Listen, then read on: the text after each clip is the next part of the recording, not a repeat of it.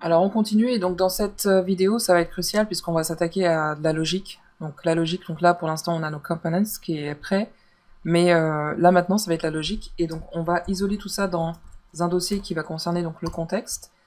On va créer un index.js et là donc ce que l'on va créer, donc tout d'abord on va donc créer le contexte. Donc comment créer le contexte avec l'API de React. Ça va être avec, déjà, on va mettre React dans le scope de ce fichier, avec import React, from React. Voilà, et puis ben, donc, on va faire cons, on va l'appeler tabs context. Vraiment, donc, ce qu'on veut gérer, c'est quel tab est actif. Voilà, donc c'est pourquoi je vais le nommer tabs context, React create context. Voilà, donc ça, j'ai créé mon contexte. Et puis, ben, il y a deux classes qu'on va pouvoir récupérer lorsqu'on crée un contexte. Les deux, c'est provider et consumer. Donc, on va voir un petit peu la documentation rapidement. Donc, si vous avez besoin d'un rafraîchissement à ce niveau-là. Pareil, en fait, c'est quelque chose que j'explique dans un cours réservé à Learn React, Learn Hooks, The Hooks. Voilà. Et j'en parle un petit peu dans un autre cours aussi React. Voilà, donc si vous avez besoin des fondamentaux, mais on va regarder rapidement la doc avec le contexte. Et plus précisément les hooks en fait, puisque c'est ce qu'on va utiliser. Donc regardons directement les hooks. Hooks API référence, et on va regarder celui qui concerne justement contexte. Et donc en fait contexte, donc l'objectif c'est de pouvoir gérer la gestion de l'état. Il n'a pas l'air de me diriger directement vers celui-ci, use context. Voilà. Donc là, vous voyez, donc pour use context, c'est un petit peu le même principe. Donc là, bon, on l'aura créé au préalable, et donc avec use context, on va lui passer en paramètre le contexte qu'on aura créé, ce qui nous permet d'accéder à une value. Et donc ce qu'il faut comprendre avec use context, donc il va accepter donc voilà un objet en paramètre, et ensuite on va récupérer deux autres objets. Le premier c'est provider, et donc ce provider il va permettre de passer toutes les valeurs donc à tous les composants enfants de ce contexte provider. C'est-à-dire que ça va être dans l'arborescence de notre application. Donc là, c'est indiqué donc component in the tree. Donc tous les composants qui se trouvent à l'intérieur pourront hériter de la value qui aura été spécifiée, définie dans le contexte. Will trigger render. Ok, donc je lis en même temps pour vous montrer ça. Voilà, donc comment ça se fait, c'est use context si on lui passe le contexte. Donc incorrect, donc ça on le fera jamais. Je risque pas de vous montrer ça. Et ensuite en dernier on a consumer. On va voir plutôt avec les exemples, ça parle plus avec les exemples. Voilà, donc là, l'exemple de wrapper, donc provider, donc là, qui se trouve en composant enfant, donc wrapper, donc il va pouvoir récupérer la valeur qui correspond à theme. Donc là, dans cet exemple, il s'agit de partager un contexte de manière globale concernant une propriété pour les modes de couleur. Donc ce qui est un bon candidat justement pour être mutualisé, donc de manière centralisée, donc dans un custom hook, ou alors avec use context. Pourquoi? Parce que c'est quelque chose qui pourrait s'appliquer à l'application tout entière. Donc ça c'est normal de l'avoir donc dans ce contexte-là. C'est un très bon exemple. Ensuite, ce qui va se passer, c'est que par exemple ici dans theme button, donc il y a un composant donc qui va permettre d'afficher un bouton aux couleurs du thème de l'application. On va utiliser ce custom hook qui est use context. On va lui placer en objet le theme context, l'objet theme context en paramètre. Et theme, du coup, je vais pouvoir l'utiliser donc pour alimenter la couleur, le style de mon thème à mon application. Donc le background, donc ça va correspondre à theme background et theme foreground. Voilà ici. Et donc tout ça, je l'explique vraiment dans un cours à part. S'il y a besoin donc d'avoir plus de pousser l'apprentissage concernant les hooks et plus spécifiquement le use context, sachez qu'il y a un cours qui est disponible qui s'appelle Learn the Hooks by Examples. Voilà. Donc maintenant, une fois qu'on a vu ça, donc on va retourner dans notre application et créer notre contexte et permettre de l'utiliser. Donc on hérite de ces deux objets, provider et consumer. Donc provider pour fournir la valeur de notre contexte et consumer donc pour tous les composants enfants qui se trouvent à l'intérieur de provider et ensuite permettre d'accéder, donc consommer les valeurs de ce contexte. Alors je vais créer du coup dans la foulée mon custom hooks, use tabs context.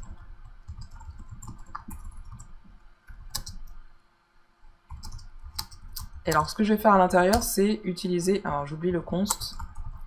Voilà, ce mot-clé. Donc, ça va être const context. Et je vais utiliser donc ce custom hook. On pourrait tous les importer, mais bon, voilà, donc j'utilise une namespace, donc ce qui fait partie, elles font toutes partie, ces hooks de la même classe de React. Et je lui passe donc en paramètre donc l'objet tabs context. Voilà. Et donc ce qu'on va faire ici, c'est faire une vérification. Donc vérifier qu'on a bien dans le scope contexte. Autrement, donc throw une erreur.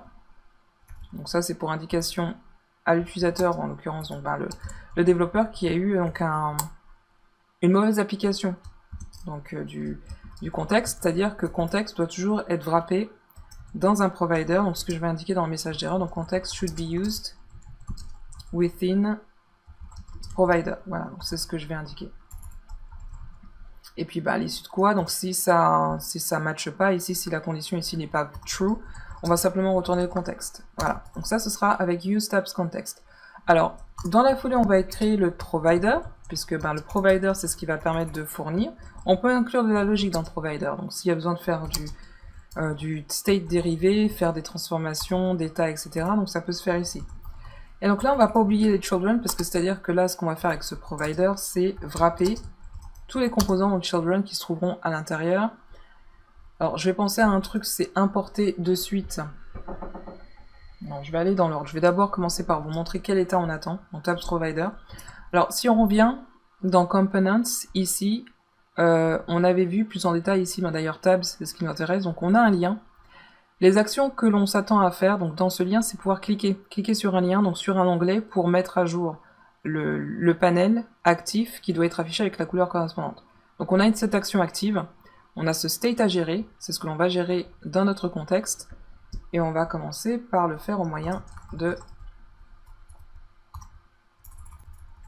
Je vais fermer avec accolade, voilà. D'un set state, c'est-à-dire donc un set getter, donc ce sera active et set active. Pareil, donc là je fais namespace use state.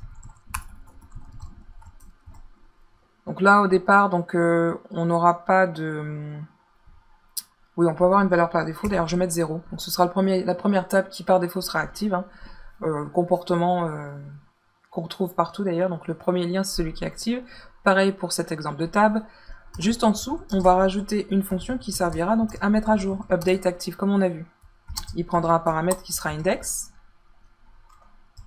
et du coup, par conséquent, ce qu'il va faire, donc c'est mettre à jour notre état avec set active et lui passer index. Donc ce sera une autre valeur que 0, dépendant du lien, donc de la table, de l'onglet qui sera cliqué. Et donc là, pour update active, donc on lui passera index, attendez, is active, ok. On aura, oui, on aura avec lien, il faut remonter en fait un peu plus haut au niveau composant parent, on aura le lien, il lui passera, voilà, key index, on lui passera panel, et panel va permettre donc de récupérer les informations, voilà, donc ce sera déstructuré, on aura hex, color, is active, update active, voilà, donc il y aura une itération, et donc on pourra lui passer donc index en paramètre. Ensuite, donc on continue, donc toujours avec notre tabs provider, donc là ce qu'on a besoin de récupérer, donc c'est l'index. Quoi d'autre? On a, on va retourner. Quel composant à l'issue du provider? Le provider justement, celui qui est déstructuré plus haut, donc ligne 4, provider, donc que l'on hérite du contexte. Voilà. Alors à l'intérieur de ce provider, on trouvera les children, donc tous les composants ascendants donc qui seront les children du provider. Donc, et donc, du coup, tous ces composants qui feront partie des composants children du provider pourront hériter de la value qu'on va lui passer ici. On lui passe donc voilà, donc sous forme d'objet, donc j'aurai active et update active.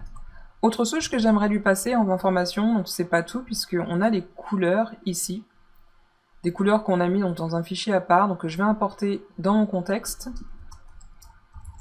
Alors il se trouve à un niveau, j'exporte comment? Je l'exporte pas du tout d'ailleurs. Donc on va s'assurer de faire export, ne pas oublier le mot-clé export à rajouter ligne 1, parce qu'autrement vous ne pourrez pas l'importer ailleurs. Donc on l'exporte pour pouvoir l'importer ailleurs, donc colors, from, donc là on se trouve à un niveau en dehors de notre fichier, donc on va sortir, faire ensuite... Attendez, donc c'est context, index, donc on sort pour ensuite aller dans components, et on va trouver à l'intérieur colors. Voilà, donc on a nos colors, que l'on va ici. D'ailleurs, j'aimerais bien plutôt mettre ça sous forme de... Je vais l'appeler tabs. Alors, il y a un truc qu'on peut faire aussi, c'est export default. Hein. Ouais, j'aime bien. On va faire export default et on va l'importer en tant que... Parce que c'est vrai que c'est des couleurs, donc quand on regarde la composition de l'objet, c'est color et le X, le code X et la couleur, donc en toutes lettres. On va faire export default colors. Je vais changer ici la manière d'exporter. Ça va pas être un named import. Et je vais faire colors as tabs. Voilà. Et c'est ça que je vais exporter dans mon import colors as tabs.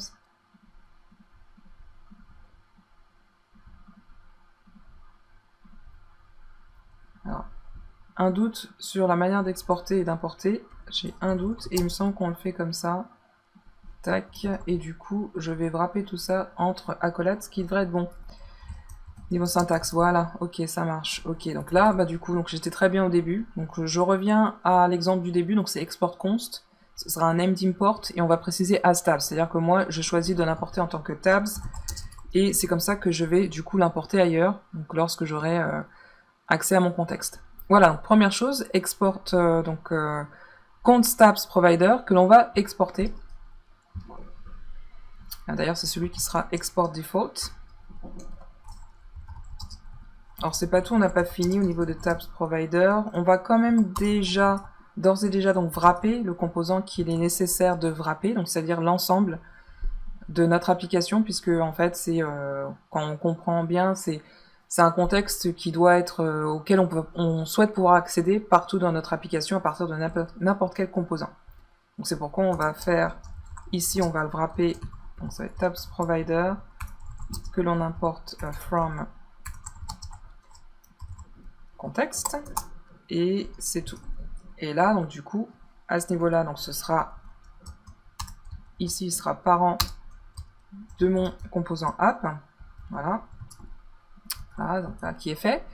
Alors c'est pas terminé puisqu'en fait ce que je voudrais aussi permettre de rajouter c'est pouvoir accéder au moyen du consumer. Donc je vais continuer toujours au niveau de contexte et là donc ça va être là par contre je vais créer un HOC, donc on retrouve notre design pattern donc du HOC, const with tabs context. En fait, je vais permettre à ce HOC donc d'envelopper un composant, donc de créer un nouveau composant. Voilà, donc ce sera wrapped component, pareil. Alors, il n'y aura pas de props, donc je laisse ça vide. Et on va retourner, du coup, on va pas oublier le body. On va retourner. Et là, ça va être particulier, c'est qu'on va dire qu'on va le retourner au moyen du consumer. Et donc ce consumer, donc, il va récupérer la value, vous voyez, comme ça. Et ensuite, on n'a plus qu'à retourner notre wrapped components, qui lui va pouvoir récupérer donc sous forme de props la value. Donc je vais lui passer comme ça de manière déstructurée. Et ce que ça va faire, donc la value qu'on lui passe ici, donc on a tabs, on a active, on a update active, voilà. Donc c'est ce que l'on va passer ici sous forme de props, autrement dit. Ça pourrait être des props. On pourrait, si vous voulez, encore aller plus loin et faire un truc du genre map, comme on avait vu l'exemple, plutôt c'était map value to props, on pourrait aussi faire ça. Voilà, donc ça c'est un exemple, et puis le placer ici map value to props. Ok, donc là on n'aura pas besoin, on lui passe simplement value. Donc with tab context que l'on va également exporter, on en aura besoin donc ailleurs, donc il va falloir l'exporter. Donc cette fois-ci, ce que l'on a, donc c'est à la fois un HOC with tabs context et un custom hook, use tabs context. Donc on va voir comment on va les utiliser maintenant que c'est fait niveau logique. On a ici implémenté notre logique qui va pouvoir être accessible à tous nos composants dans l'appli. Voyons comment on peut l'utiliser donc maintenant dans nos composants.